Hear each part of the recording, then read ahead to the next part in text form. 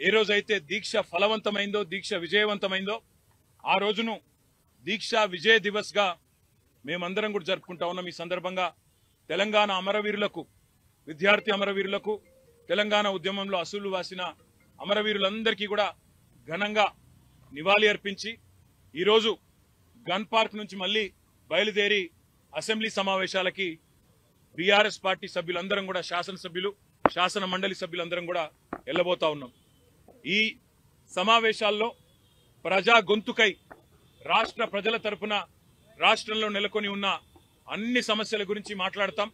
అదే మాదిరిగా ఈరోజు ముఖ్యంగా కాంగ్రెస్ పార్టీ చేస్తున్న దుర్మార్గపు ఆలోచన, దేశంలోనేమో అదానీ మంచివాడు కాదని ఇతర రాష్ట్రాల్లో ప్రచారం చేస్తూ, ఇక్కడ రాష్ట్రంలో మాత్రం రేవంత్ రెడ్డి అదానీ అలై బలై చేసుకొని ఏ రకంగా ముందుకు పోతున్నారో, ఏ రకంగా ఒకవైపు రాహుల్ గాంధీ ఢిల్లీలో, అదేవిధంగా ఇతర రాష్ట్రాల్లోనేమో అదానీ మీద దుర్మార్గ ప్రచారం చేస్తూ ఇక్కడ మాత్రం అదానీ మంచివాడు అన్నట్టుగా నటిస్తున్నారో, ఆ ద్వంద్వ ప్రమాణాలను కూడా ఎండగట్టడానికే ఈరోజు ఈ రకంగా అదానీ రేవంత్ ఒకటై తెలంగాణ ప్రజలతో ఆడుతున్న నాటకాన్ని కూడా బయట పెట్టడానికే ఈ రకంగా మేము నిరసనగా ముందుకు పోతా ఉన్నాం।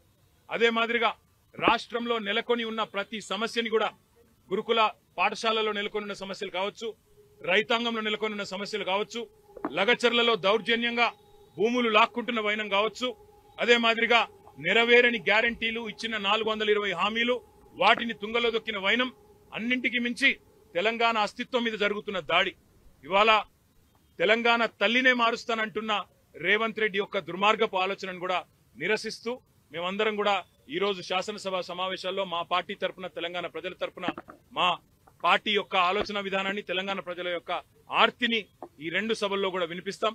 తప్పకుండా ఈ కాంగ్రెస్ పార్టీ యొక్క ద్వంద్వ విధానాన్ని, కాంగ్రెస్ పార్టీ యొక్క దుర్మార్గపు ఆలోచనని, ఎమ్మెల్యేల హక్కులను, చివరికి ప్రజాస్వామిక ఆకాంక్షలను కూడా కాలరాస్తున్న విధానాన్ని కూడా ఎండగడతామని మీ అందరికీ కూడా తెలియజేస్తూ, ఈ రోజు ముఖ్యంగా ఈ రేవంత్ రెడ్డి అదానీ దోస్తానని కూడా శాసనసభ వేదికగా ప్రజల ముందు ఎండగడతామనే మాటను కూడా మళ్ళొకసారి తెలియజేస్తూ అందరికీ ధన్యవాదాలు। జై తెలంగాణ।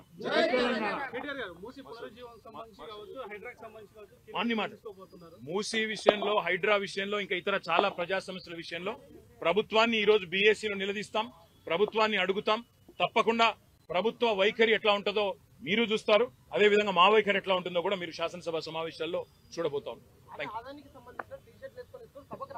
ఇది రాహుల్ గాంధీ గారు పంపారు మాకు, ఎందుకంటే రేవంత్ రెడ్డి ఆయన మాట ఇంటలేడట, అదానితో దోస్తానం వద్దంటే కూడా ఇంటలేడట। రాహుల్ గాంధీ గారు ఎట్లాగో వాళ్ళు ఇంటలేరని చెప్పి మాకు పంపిండు। మరి మీరన్నా చెప్పండి, రేవంత్ రెడ్డికి బుద్ధి చెప్పండి అని। మరి ఆయన జాతీయ స్థాయిలో ప్రతిపక్ష నాయకుడు కాబట్టి ఆయన కొద్ది గౌరవం ఇవ్వాలి కాబట్టి తీసుకున్నాం। మరి రేవంత్ రెడ్డి గారి వైఖరి ఏందో వారు చెప్పాలని కోరుతా ఉన్నాం।